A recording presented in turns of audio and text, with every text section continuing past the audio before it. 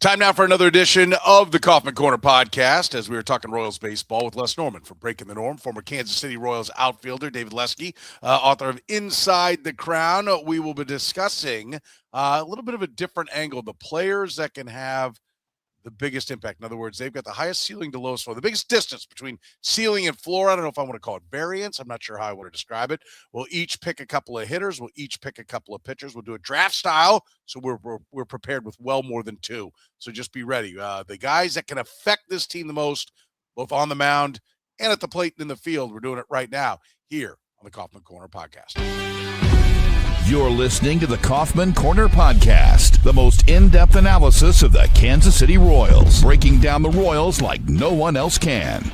Kaufman Corner is hosted by David Lesky, Les Norman, and Soren Petro. David Lesky is an accomplished author and the publisher of the Inside the Crown Royals baseball newsletter. Les Norman is a former Royals outfielder. He's the host of Breaking the Norm with Les Norman on Sports Radio 810 WHB, as well as the author of Teaching the Tools of Hitting. Soren is the award-winning afternoon drive host of the program on Sports Radio 810 WHB in Kansas City.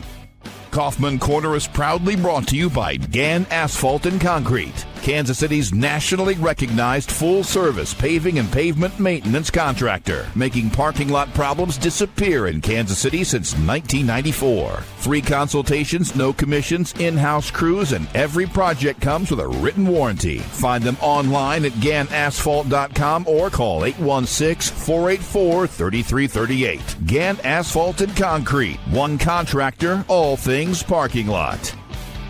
Now, here are your hosts, David Lesky, Les Norman, and Soren Petro.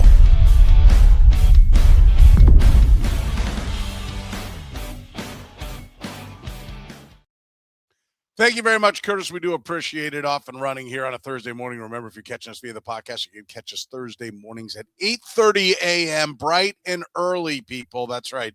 We're up bright and early. Come be a part of the festivities. You can join all your pals here talking Royals baseball, guys. Basically, draft style was what we were looking for. We're going to take turns, so we're forced to basically make a selection on each one of we don't necessarily get our top two guys, because I think we could all be on the same page on this, but I also think it's possible for there to be a pretty big difference. Because, again, it's not just who's the best player. Oh, I took Bobby Witt Jr. number one. It's who has the biggest swing, right? Who could be really great for this team? Who could really stink? They could be somebody that's a key part of whether or not this team is going to be good. So I thought we would go in order of the guy who's played the game, the man who knows what he's talking about. One, Les Norman would lead us off. Yeah, no, not the 3 and 2 complex, David. Hey, I hit a home run on field 2 that went across 87th Street. So let's put some respect on my name. The highlight of my beer league softball career is hitting the fence once. Right? Now, hold up. Isn't the little K often called field number 2 sometimes? You know what? If I hit a home run on the little K and it crossed 87th, that would actually be impressive. All right. All right. I just thought you were naming a street. I don't know. I like it. I like where you're coming from. All right, Les, we'll go hitter. What do you go? Hitters first, pitchers first? What do you guys want to do? Hitters? Well, I got to go with what I know. I got to go hitter. There you go. Okay. Well, you get the honors, Les. Pick number 1, the player that has the opportunity to affect change the most for this ball club. Where are you going? All right. Now, and we're basing this on variance, right? Yeah, variance. Like I said, it's not otherwise Bobby Witt Jr. We're just who's Absolutely. The best player. That's not what we're doing. We're not doing the best player. So theoretically, if you're like, I think Michael Massie could be the best year of Ryan Sandberg, or he could be in the minor leagues. That's a big difference. That's an amazing impact the between the bottom and the top of what he could be. So Michael Massie could be the number 1 pick on this. Well, I'm glad you said that, because my first pick is Michael Massie. I took the guy I didn't think it would be. So okay, it is. Cross something off my list. I do not need to cross something off my list. This will be interesting. Okay, what do you got? How come? And here's why. I combined I compared the 24 and the 25. And I found myself this year thinking, when I looked up his stats, how in the world has he been in the big leagues this long? It's like the sneakiest 4-year career that I've seen, because he seems like he just kind of falls under the radar. He hasn't done much.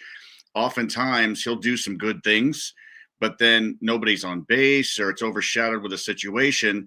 But then when runners are on base or we need him to get a big hit or something, he'll pop the ball up or he'll strike out or he'll get hurt or something along those lines. And so, I feel like in the comparison, he went from 14 home runs and 45 RBIs in 24 to 3 homers and 20 RBIs. The OPS, I think, like 790. I just want you guys to know I refuse to put my glasses on. Right here to the side, I've got this massive Sharpie chart in big letters, and I am still struggling. So if I miss it by a number or two, I'm too proud to deal with it. So maybe we found why the big league career wasn't longer, Les. Hey, it wasn't until my 40s. I was retired at 31, so that it was long gone.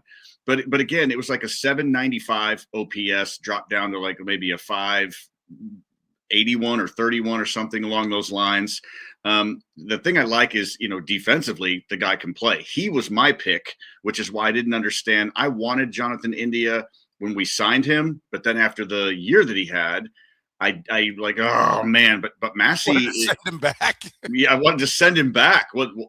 Give him a little bit of the money and send him back. But I think with Massie, there's a huge upside. Obviously, he wasn't healthy, and that plays into a big part. I'm not going to tip my hands on the rest of my picks, but so I feel like with the fences coming in the way he does, again, I don't like the pop-ups, but if he can get to where he's hitting line drives with his tendency to put the ball in the air, he could hit 20 home runs. He's a really good second baseman, and if they're going to play Jonathan India, because they're playing him that much, at least he can get a little bit better in the outfield as well. I just want you guys to know that I wanted to pick MJ Melendez, but he's no longer with the team. So he wasn't on my list. I couldn't do it. He hasn't signed, so he could actually help the Royals still. Yeah, he could. But anyway, my first pick is Massie, just because he started off really hot. He got unhealthy. He fell into a yucky groove in the swing. But with the fences coming in, and I feel like with a healthy season and some confidence under his belt, I think that he could make the biggest jump from where he was to what he can do. And I think potentially, maybe if he gets his swing down, could be an all-star second baseman because the defense is already there. Yeah, I think that's interesting. I've got his tab open. He was considered, but he did not make my list. David, you said he made your list. So this one doesn't, this isn't out of left field in your mind. No, I mean, I put 8 guys down, which is stupid because I realized I can't go past 6. but he was one of my top 6 actually. So, okay. And the reason that I had him there was 2 things. One, the track record in the minors, which does it matter? I don't know. He's been in the big leagues for 4 years. Maybe it doesn't matter. But I mean, I look at his minor league numbers. 2021 in Quad Cities had a 350 on base and 530 slug. In Omaha, he started in 2022 in Northwest Arkansas. 360 on base, 495 slug in Omaha for 33 games, 390 on base, almost 600 slug. The guy's hit. Right. He hit in the big leagues. I mean, you can for a little bit. Yeah. No, he has hit in the big leagues. I should say he hasn't been a consistent hitter in the big leagues, but I mean, he put up a 450 slugging percentage in 2024, and so I looked at that, and I looked at what he did when he came back after the injury this past season, and the numbers were incredible. The expected numbers are what I'm looking at more because the numbers tell you what happened. The expected tell you what you can probably expect moving forward. And I found it interesting. What he did, it was a small sample when he came back from his injury, roughly a 300 expected batting average, a 340 expected on base percentage, and a 450 expected slugging percentage. That's what he was in the minors. And so when I see those numbers, bells go off and it's like, oh wait, hang on. It's sort of like Isaac Collins for me, that everybody says, oh, regression's coming. And I think it is too, but also what he did in 2025 with the Brewers is exactly what he did in the minors. And so that sort of thing makes me at least think, okay, maybe there's something there. So that's why he made my list. Michael Massie, if I make a mistake, it'll be because the fences help him, because he doesn't get on base enough. He doesn't take enough walks. He were at 1,300 plate appearances. We're not talking about a guy who's only got a couple. I think we're kind of finding out that he's not a 4A player. He's a big league player, but I think he's reached his peak. That's why he didn't make the list for me. All right, who's number 2? Soren, hold up, Soren. We've got 2 new hitting coaches out of 3. And that is a great point. If you really believe in the talent, I think this is a great pick. for all the reasons you said. I don't have it because I'm not seeing it, but you are right. Fences in, new hitting coaches for a new approach for a guy with talent. There's reason to believe. But real quick, I think it's interesting that the reasons that Les and I see it are things that you can't see. They're things that we're assuming, whereas the reason you don't see it is because of things that you do see. Doesn't mean you're right and we're wrong, or we're right and you're wrong. But I think well, I mean, we are right, but I think it's interesting that and I don't want to say it's hope, but like there are outside forces, the fences, the coaches, stuff like that make Massie more attractive that we just don't know how they're going to play out yet. I find that fascinating to me. Okay. I will say this, there's confidence. There's confidence when your team, regardless of what you've done, and I've said this before, there's confidence when the team says, we trust you, just go play. By the way, as I look at this, I'm thinking we may be going hitting this week and pitching next week. Because I like the discussion. No, I seriously, I think we're going to have to wait on pitching. No, because it's not you, Les. It was your pick. It was actually David's breakdown of a guy who's not his pick that sent us way over. Thanks, David. No, but I think it's good because I thought about this because I do think there's a lot to go into each one, and so I think we probably will. We're probably going to audible and just do the hitting right here, because I think we'll be here till 1 o'clock in the afternoon if we do the pitching. But I like it. I think it's good discussion. All right. So do you have Les or David? Where was Massie on your list? By the way, he was 6 out of the. He was number 6 out of 8. Which again, why did I pick 8 when the most we could get to is 6? I don't know. No. But I think it's going to be interesting. I'm compiling our lists to see what everybody had when it was all said and done. All right. Who's number 1 on your list, David? Well, I'm glad that I thought Les was going to take it. Mine's the obvious. It's Kagleion. Okay. I feel like. Sorry, I'm stealing it, but I mean, look, this is a guy who we've seen what the floor is. I hope it was the floor because if it wasn't, woo. But I mean, you look at a guy. His OPS was 532.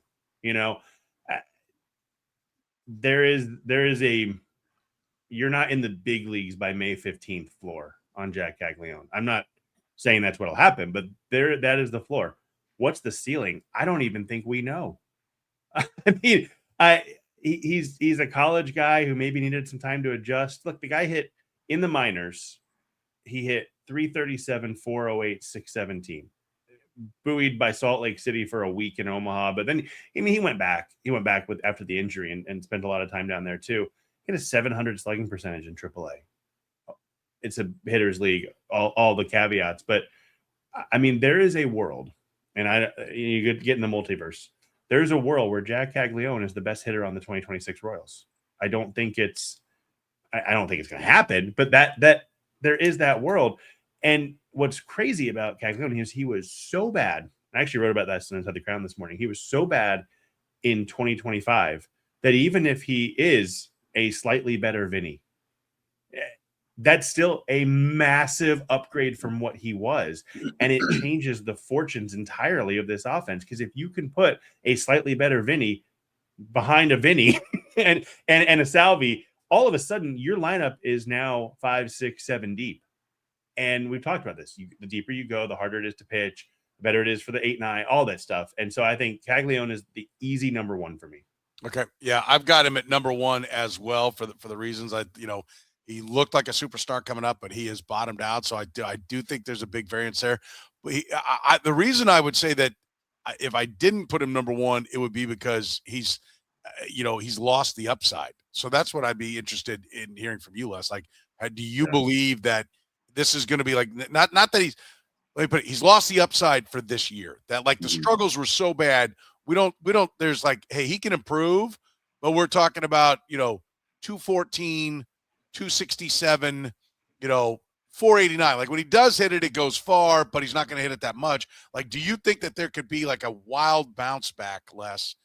I mean, my assumption is no, that you think this is going to be more of a grind to get him up to whatever he's going to be, or that he's just a guy who bombs minor league pitching. And when you see, the high stuff, he can't handle the high stuff. We know that was a problem for him, the different things. What do you not see a top there on him for this year as your view? And did he make your list? Oh, Jack I waffled between him and Massie. The only reason I didn't pick Jack as the number 1 is because he only had 24. Obviously he wasn't a professional hitter in 24. So that is my only reason, or Jack would have been number one. Okay. So I don't think that Jack is going to be an all-star and hit 300 and hit 30 bombs this year and all those things. I think it is going to be gradual. And yes, work-wise, athletically, hitting-wise, he needs to shorten his stroke. He needs to take pitches a little bit better. And we saw some signs of that for sure. But even so, the more important thing is that mentally he's got to grow up a little bit, because you could see it on his face when he walked up, like, oh, this isn't going to be good. He's going to have to run into a mistake pitch. And big league pitchers don't often make mistake pitches. And the best hitters are the ones that clobber them when they do. And so he's going to need the gradual. He needs to build up some confidence. I'm sure that if you mention the word platoon, or if JJ Piccolo and Quatraro talk about, all right, Jack, this year, here's the expectations. You're not going to play every day. You maybe get 50 to 65% of the innings and at bats.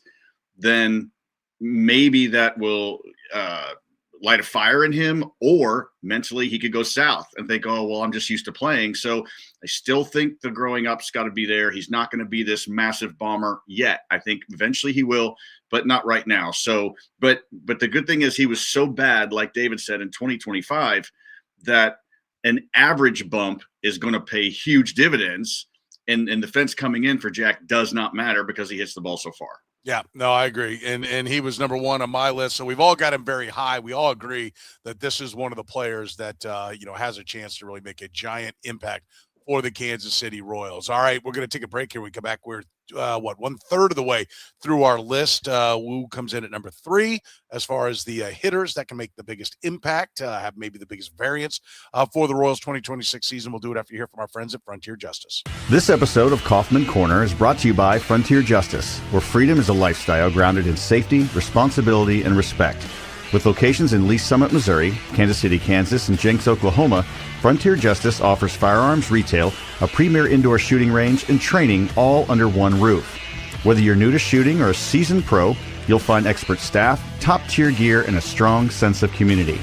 Faith, family, freedom. That's what Frontier Justice stands for. Visit frontier-justice.com to learn more. Green Light Dispensary, voted Kansas City's best dispensary and your go-to for quick, convenient service. With 4 locations across the Kansas City area, we're never far away. Our drive-through and express windows make it easy to get in, get out, and get on with your day. Our award-winning service is powered by a team of experts dedicated to making your experience seamless and enjoyable. It's no wonder we've been voted the best. Convenient locations, fast service, knowledgeable staff. That's the Green Light difference. Visit us today. All right, we're continuing here with our list of the hitters that can have the biggest variance. I guess that's probably the best way to put it. That can have maybe to make the biggest difference for this team. By the way, I do like this one. Maury said the promise of a Mike Massie Gold Glove, 300 hitters, some pop. That's the dream of a second baseman. Plus he clicks with Bobby. So Maury on board with the number 1 pick, Michael Massie, there for Les. Now we're back to me. I get my first pick. So number 1 is off the board for me. I think I may be the only one that has this guy. I'll be interested to see if you guys have him. Number 2 on my list, so I'm going to get to put him here at number 3. I'm going to go Isaac Collins. I think number 1, it looks like there's not going to be an outfielder added to the mix, so I think he's going to get the first shot. This is an interesting player in my mind that when you look at, let me get his numbers in front of me while I'm saying this. When you look at what he's done, he had a very impressive first year. What did he finish? 4th in the Rookie of the Year last year. So he was great, but he's old, right? So what do we have? Do we have a guy who's learned all the tricks of the minor leagues, and the Milwaukee Brewers, who are one of the best analytics teams out there, just knew exactly where to play him and exactly how to magnify his performance? Or do we just have a late bloomer? I mean, Matt Stairs, I don't think hit the big leagues till he was 28. He played till he was almost 40. I mean, there is a long history of guys coming up later in their career. Whit Merrifield being the best example here. Is this a Whit Merrifield getting ready to happen in left field? If this is Whit Merrifield, which I think the potential's there because he does know the strike zone, right? Like, I think that's part of the equation that gives you on-base skills, that gives you a chance to be successful. I think this is a guy who could end up being the leadoff hitter for the Kansas City Royals. Nail that down. And as a switch hitter, that puts him to where he also has great Great ability to be slotted in wherever you want to put him to keep your right-left going. So I think that adds to the equation. But I think the downside is that he's in the minor leagues. The downside is that he's not only in the minor leagues because he's just doesn't have that many at-bats in the big leagues. The downside is that he's in the minor leagues, and I think that is a mental killer. If this doesn't work, I think the fan base gets pissed. I think everybody's talking about there's another year where you have these gaping outfield problems. Couple of Collins would end up struggling and end up going down, and Jac Caglianone's not hitting. People are going to lose their crap. Okay, they are going to lose their minds early, and they are going to be talking about it. And if they come out slow, as they probably should, for the record, yes and no. They will certainly be justified in being frustrated, but I do still believe that the deals this team doesn't make will be more important than the deals that they do. Agreed. Right? Like I think that's true of all small market teams. And we know what they were potentially on the hook for a lot of money for a guy who didn't hit last year.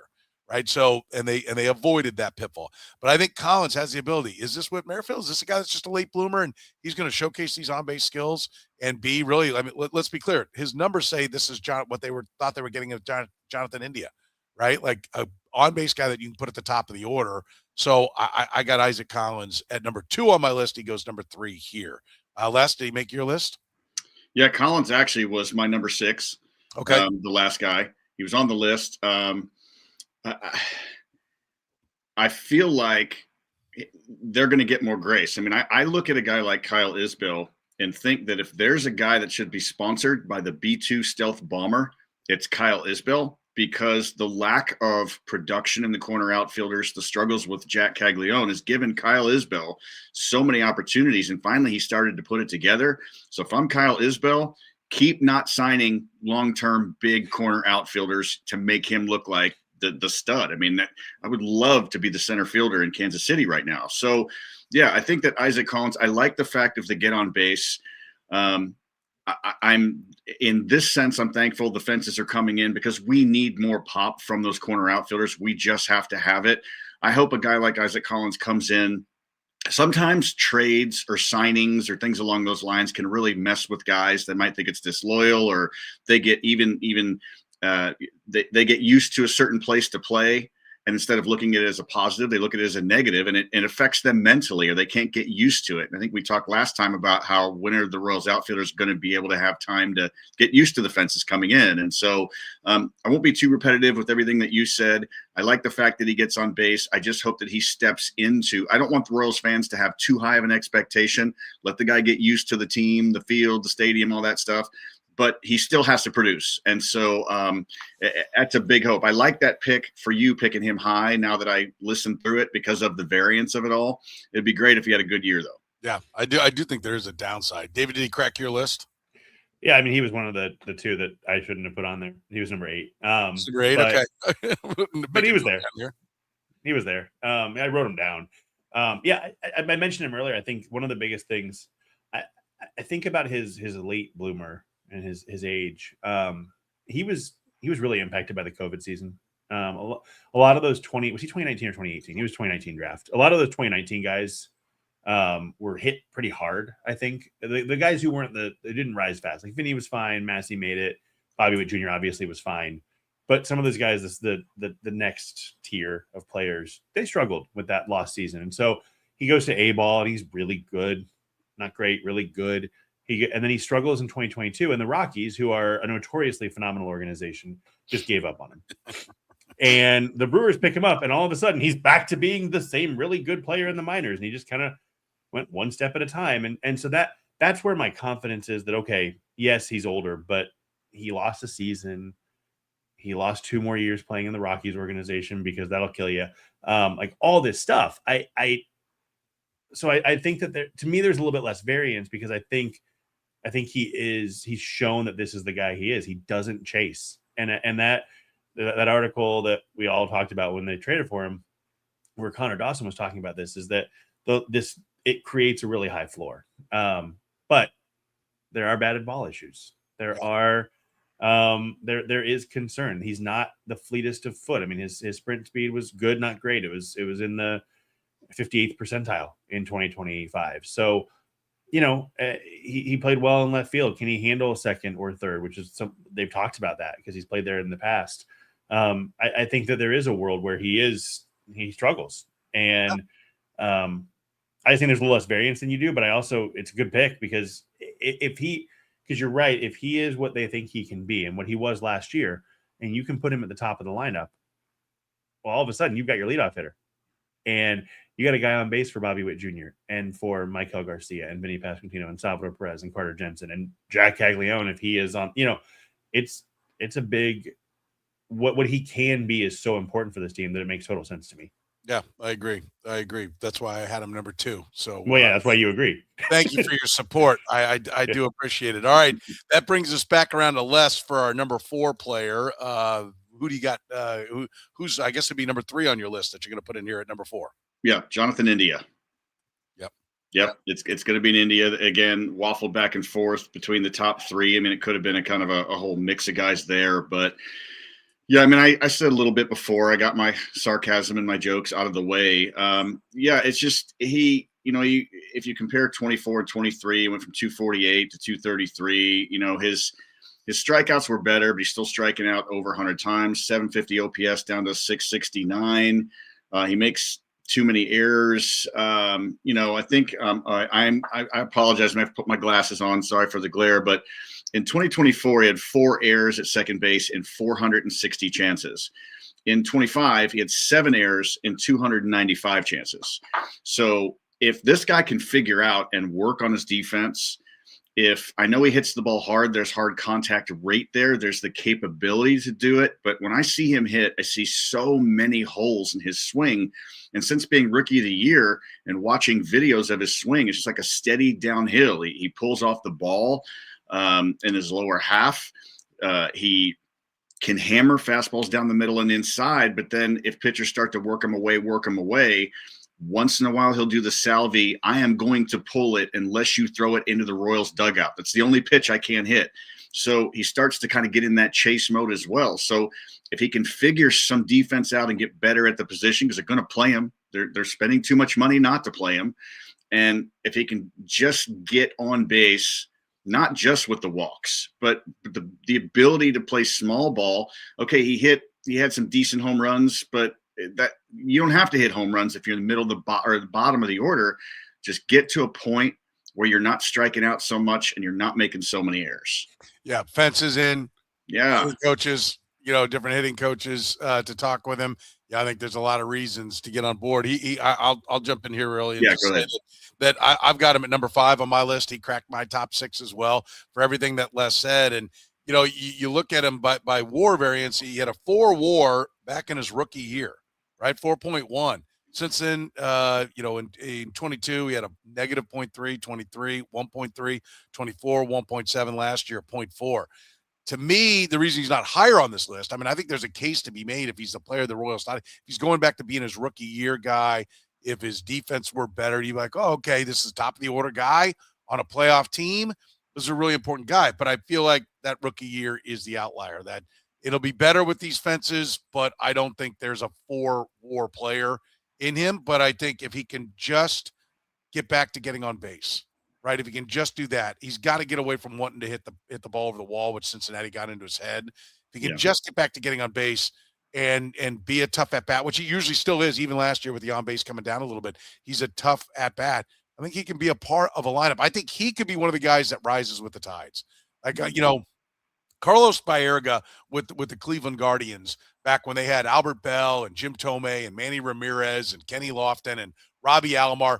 Carlos Baerga looked like he was one of those names, right? Oh, this is a guy that's in a Jeter and, some of the best middle infield hitters. Carlos Baerga is one of them. Then you look at the end of his career and you're like, this guy had like 3 years. Yeah, it was when everybody was great. So I do think India can appear to be like if everything else, if Caglion's who we think he's going to be, if Collins is getting on base and that lineup makes a pitcher work 9 batters every single night, then I think India is going to look a lot better, right? And so I do think there's some upside there. David, did he make your list? Yeah, he was my number 2. So wow, I should let you go. I'm sorry for ruining my list. I'm gonna try to take your next one. You're done. Good luck. Good luck. Because I don't think anybody's going to have my number 3. I'll be interested. Well, we'll see. We'll see. But no, I had India so high because all the things you guys have said. But what I think is so interesting about this Royals lineup is they have, I've said this before, they have stars. They've got Bobby Witt Jr. They've got Vinny Pasquantino. It's not a star, but home run star, 32 home runs. If he can do that again, that's enough. Salvador Perez, 30 home runs. That's enough. Michael Garcia in the middle. You feel good about those guys. And then you've got the upside. You got Kagleion and Jensen. You've got 4 or 6 guys that you think can carry a lineup, or can at least be a part of carrying a lineup. You need the guys around them. And India doesn't have to be his rookie year. He needs to be his 2024. And if he goes out there and puts up a 350 on base and a 400 slugging percentage, and the defense is so interesting because in 24, he was -10 defensive run saved, but +1 outs above average. I don't know why. We should have somebody on and talk about why they're so different, because I don't understand it ever. I've read it and I still don't get why they're so drastically different on a lot of people. But, he's shown the ability to not be horrific, at least in one metric, defensively at second base. I also think being at one position will help. Before last season, I said I don't think it's that big of a deal. Soren, you said it was a big deal. You were right. I was wrong. Celebrate that, because I'm never inside. I'm pumping my fist. I'm never going to say that again. You're never going to hear it. But I think it obviously did have an impact on him. So I think that there is a world where he goes from being kind of unplayable in the last month and a half of the season to being a guy. And I'd love to see Collins take over that leadoff spot, because I think India is going to get a crack at it. But I'd love to see him hit 7th all year long. And I think you put him in that spot. And to your point, I think he rises with that tide, and I think he thrives there. Relatively thrives. So that's why I had him number 2. I think there's a really big gap between being unplayable and being a guy who can really lengthen a lineup in that bottom third. Yeah, I think that's a great way to put it. And I think all these guys. I mean, I think one of the things I'm hearing as we dissect this is, we'd love to see the everyday outfielder, right, brought in at some point. But everyone we're talking about, we're not talking about 34 years old and it's been 4 years since he was somebody. Like, love Reggie Sanders, the guy. When Reggie Sanders came here, there was no shot that he was going to find what he had been. Right. Everyone we're talking about, there is still reason to believe that there is ceiling with these players, and that they can, be more. I mean, that's one of the things I'm hearing is, like, I think every spot there will be ceiling. There's still ceiling to be realized by these players. All right, we'll take a quick break. We got 5 and 6 on the list. Then I want to go over what the list means. We'll do that as well. We'll do it after you hear from our friends at Northland Injury Law. Northland Injury Law, Kansas City's Google 5-star rated personal injury lawyers, serving KC for more than 40 years, voted Kansas City's #1 accident lawyers, helping people with serious injuries from car accidents, work accidents, falls, and other personal injuries. Northland Injury Law doesn't get paid unless they get money for their client. Don't wait. Get compensated now. If you have a case, text HURT to 22222. That's HURT to 22222. Or call 816-400-HURT. That's 816-400-4878. The choice of a lawyer is an important one and should not be based solely upon advertisements. This isn't just any burger run. This is a burger run for Whataburger Sweet and Spicy Bacon Burger. 2 fresh all-beef patties with melty cheese, grilled onions, crispy bacon, and sweet and spicy pepper sauce. One for you, one for him, and one for your unofficial roommate, Brad. Always order an extra. For Brad. The all-time favorite sweet and spicy bacon burger from Whataburger. Just like you like it. All right, let's talk 5. Number 5 on the list. We are to, who is up? We are to you, David Lesky. You get to make a selection. This will be number 3 on your list, I believe. I'm going to be honest with you guys and say I'm calling an audible, because I had Carter Jensen number 3 and realize I don't like that anymore as much. Partially because I got to pick Jac Caglianone. I didn't think I was going to get Kagleion. So I was ready with Jensen. I'm going to push to my number 4, and I think. So wait a minute. So you didn't fully embrace the exercise. You just wanted to talk about your favorite players. Yeah. Okay, just want to make sure. Is that? Okay. Are we not? No, is that not right?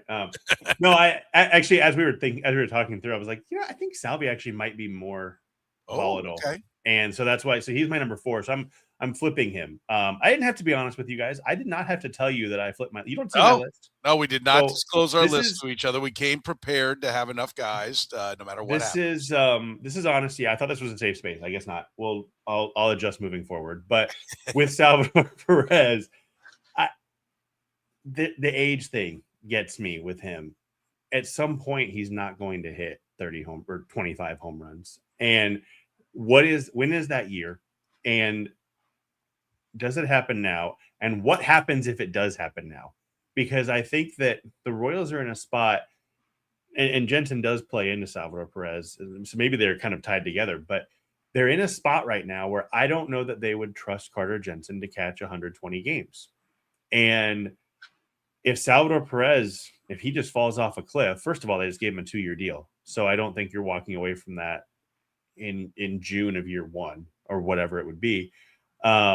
But he's mid. I mean, he's old for a baseball player, and he's a catcher, and we've seen it and all that. So I think that there is a world where you look up 75 games in, and you're like, man, Salvy should be hitting 8th or 9th if he's playing. And I don't think it's going to happen, but there is a world where it does happen. But there's also a world where you look and you see, okay, yeah, he hit 236 with a 446 slug last year, and that's not great. Good enough for a catcher, all that. Good enough. His expected average was 273. His expected slug was 522. I don't know. I need to look into it a little bit more to figure out what. Okay, there's a lot of gap for the Royals. I think some of it might be the dimensions of the stadium, but that's a really big gap. He hit the ball hard consistently. Yes, he chases too much. That we need to. It's not changing. We can't talk about it possibly changing. He will, if he plays to 100, he will have a 38% chase rate at 100. Probably higher actually, because he'll have less vision by then. But I shouldn't. You should see my glasses. If I wasn't wearing contacts, you'd see it's just cocaine. Hey, he that lives in glass houses can throw stones because I wouldn't see him coming. Yeah, I like that. But with Salvador Perez, I mean, this is a guy, he consistently just smokes the ball every year. It doesn't change. Yes, he will get old at some point, and that's why the variance. If it's this year, they're in trouble. But I mean, with the fences in, I think he's a huge beneficiary, especially as he gets a little bit less strong, a little bit older. He's going to benefit a lot from 10 fewer feet to have hit that ball. And so I think that there's a huge gap between the two extremes, and they'd be in a lot of trouble if he struggles, and I think that he can carry them if he doesn't. His WAR over the last 5 years, 0.4 is all they give him last year. 2.5, 0.4, 2.7, 5.3. I mean, it's right there. The variance is right there. Yeah. The counting numbers are certainly more consistent when you look at what he's done as far as, like, if you just go to old school, 30 and 100, 27 and 104, 23 and 80, 23 and 76, and then the amazing 48 and 121. I like WAR. It's kind of like PFF position grades in football. It's a good place to start. I don't think it's the end all be all, and I don't necessarily think he gets everything right.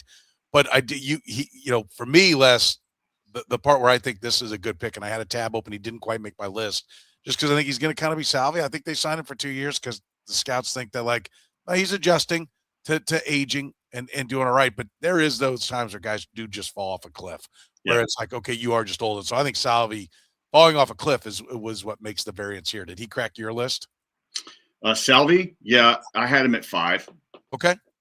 Yeah, I had him at 5 because, again, I think that the fences coming in are going to help him because he can strong arm and just lift balls over the wall. And 10 feet is a big difference with a guy like Salvy. If the fences are back, for the reasons David talked about, I probably don't have him on the list. He might just be off the list, but the thing I love about Salvy, he's one of those rare guys that is, weight-wise, he's just a big guy, but he plays year-round. The guy doesn't rest, and he's trained his body to be able to withstand all of that. I'm sure as he gets older and pushes, obviously, he's going to probably back off a little bit, but he's just one of those rare athletes that can continue to do it over the years. And so, yeah, he was. That's why I had him at 5, definitely. Yeah. By the way, just to say, he was my first one not on the list for me, but like I said, I had the tab open. He was definitely in consideration. I'm starting to get optimistic that there's a Carlton Fisk finish to his career. that he's not even close to being done, that he's going to be that guy that can play to 41, 42 years old. Les, when you mentioned his passion for the game, like that is something that will drive you. I would really like to see him change his diet. I mean, I would like to see him have less weight on those legs. But I think he's getting very close to being an auto, maybe not first ballot, but he's getting pretty close to being to where, you can't keep him out of the Hall of Fame. And I really want to get there because I think Carlos Beltran's going to go in as a Met. He's got more games, more homers. He's got just a little bit more stats as a Met than as a Royal. Played 7 years at both. But I think, I don't know if you noticed, but Cooperstown is in New York. And I think that will help give a nod to which team he ends up going in for.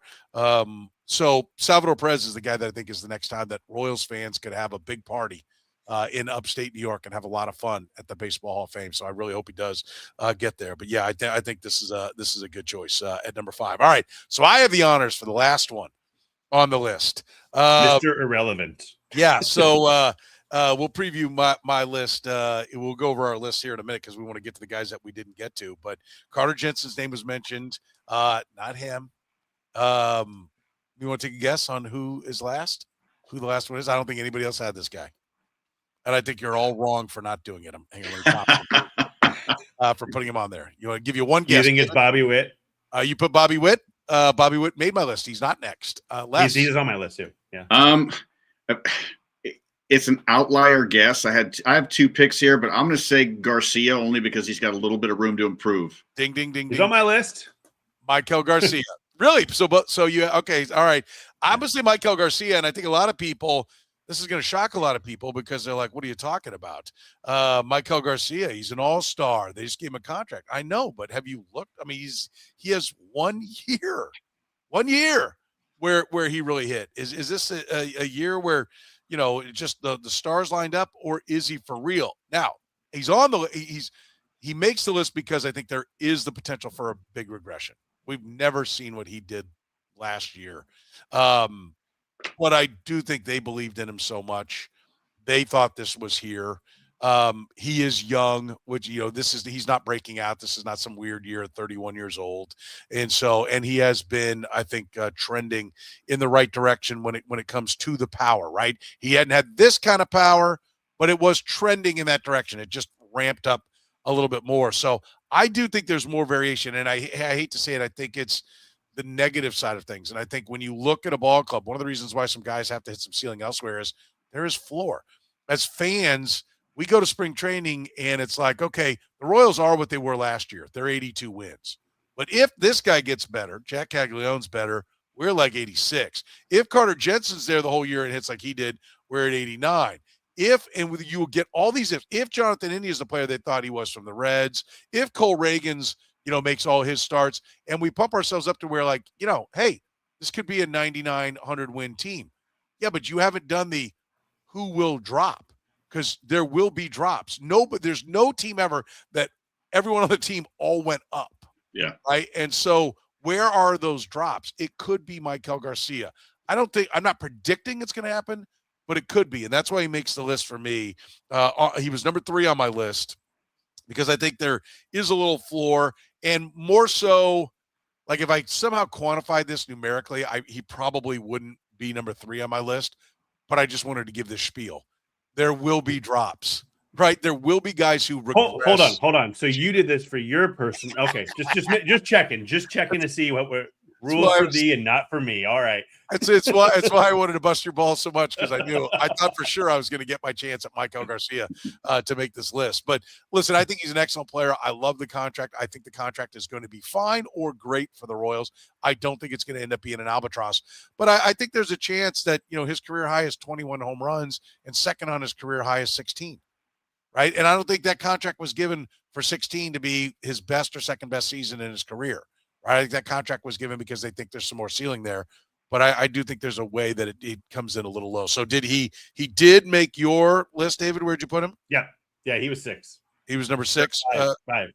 Number 5. Okay, number 5. Yeah, Massie was down at number 6. And then did he make yours, Les?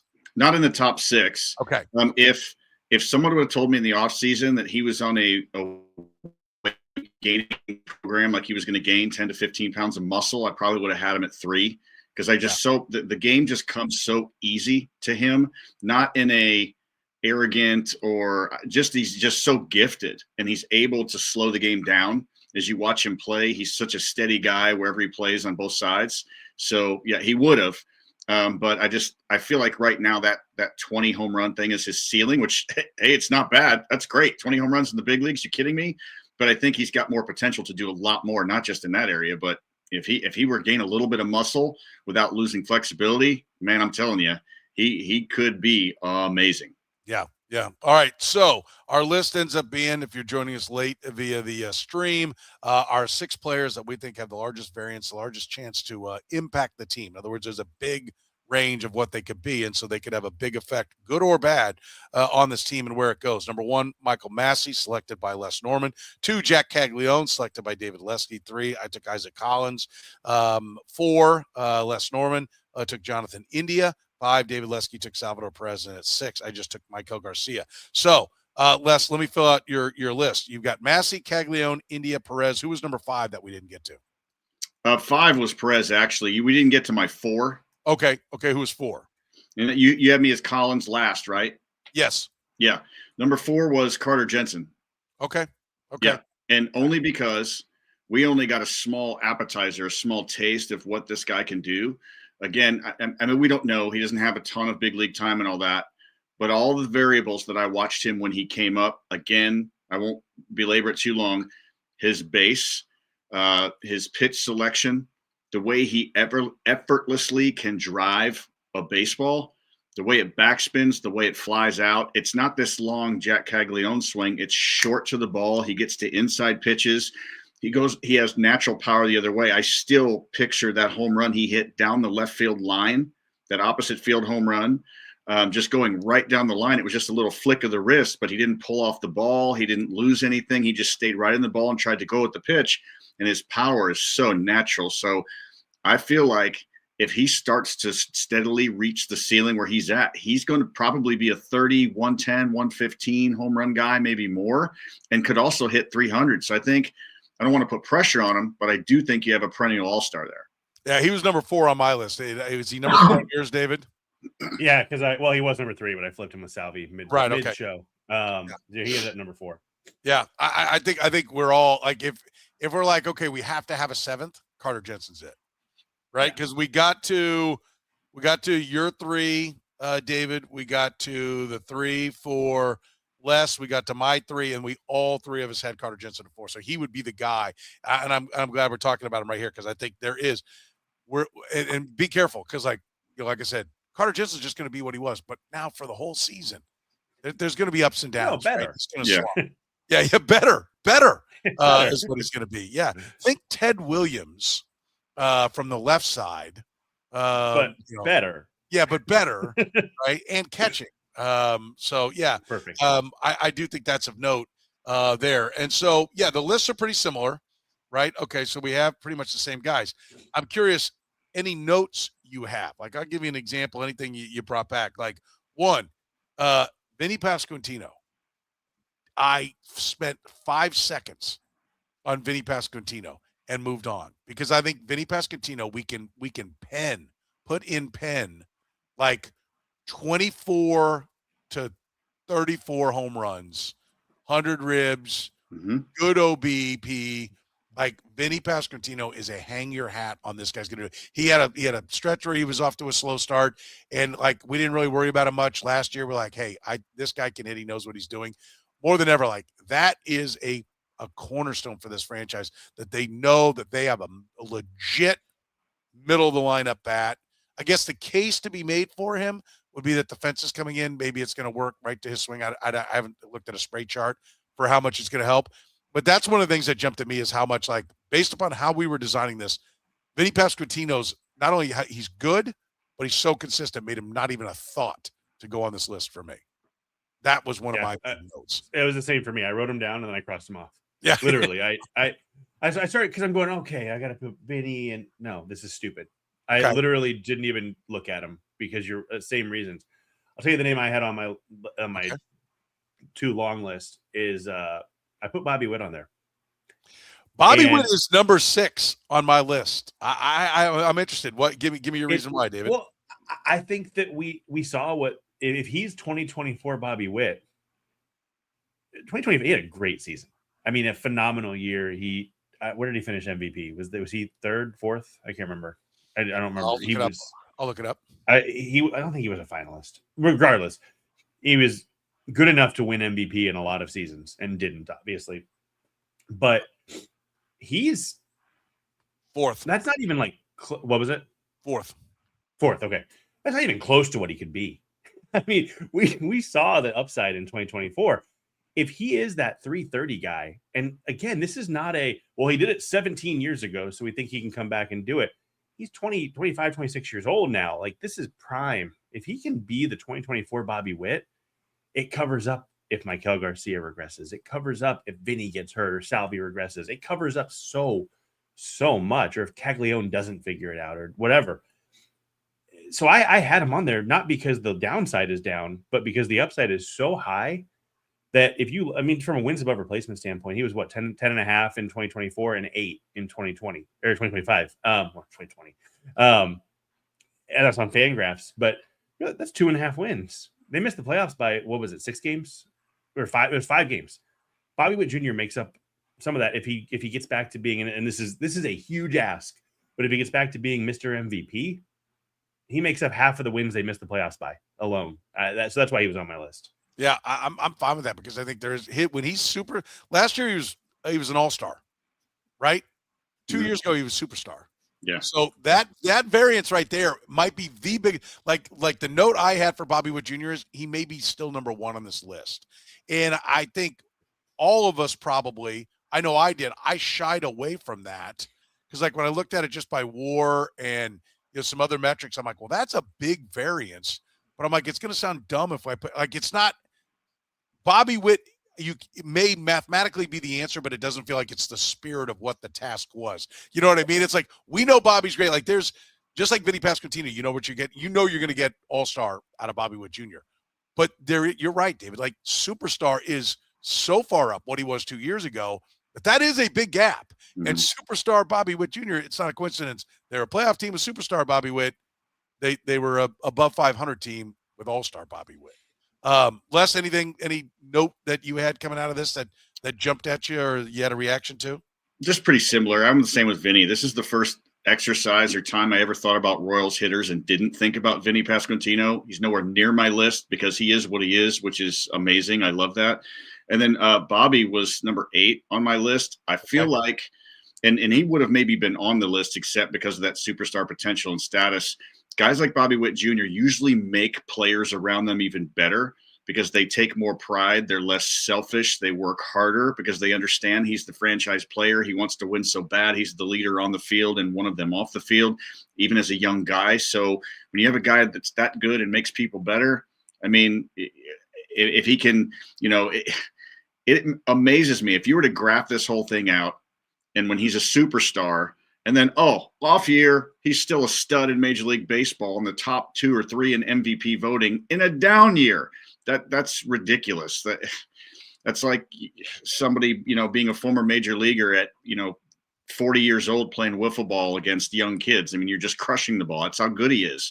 So, those were just my only notes. Bobby would have been in there, just except that there's other guys that needed that. For me, that variance was different. Yeah, and I'll give you a couple more real quick. One, Massie didn't make my list, and Isbell didn't make my list because I'm ready to say they just are what they are, right? Mm-hmm. I don't know that I think historically, mathematically, there's still time, right? Much more so with Michael Massie than Kyle Isbell, but and so I think it's really important for the Royals to find a center fielder because I think Isbell's defense is going to go down, and as soon as it does, he's got to be out. Mm-hmm. And he's also going to price out of being a decent player. Right. Exactly. Yeah. So I think that's coming. That day's coming. And then the one for me that was kind of intriguing that I toyed around with was Nick Loftin. Like Nick Loftin became an on-base phenomenon in the minor leagues last year, just wasn't able to carry it into the big leagues. He has position flexibility, so it'd be great to be able to push him around the diamond. And if you could do that, And he could hit like he hits in AAA and get on base like he gets on base in AAA. He becomes Ben Zobrist, right? Maybe with less pop, but kind of Zobrist-esque. I mean, like Zobrist was a great on base guy. And then you could play him at second. You could play him in left field. Like you had that flexibility. And Nick Lofton, if he could maintain that ability to get on base at the big league level with his position flexibility, he could become a really, really valuable player. And so Nick Lofton was a guy that I gave thought to but I in the end, I'm like, he's not gonna. I think he's game to game at AAA. And the big league stuff. That's interesting, though. Yes. But he was a guy that I thought, there could be some big variance here if he would ever put all that together. I hadn't thought about him, but hey, that's an interesting name. Because you're right. The 450 on base, whatever. I had it up. I should have looked and seen him before. 447. I was close. 447 on base in AAA. I mean, if you translate, just be if you're just 385. If you would just become an on base machine and play those positions.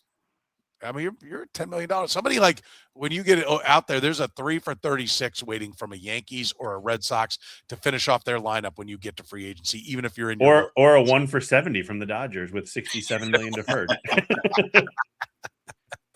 Yes, that's one way to look at it. I like that. I like that. Well, it's good. I'm glad we did just because I think there's a lot of great stuff on the hitters. We'll do the pitchers next week.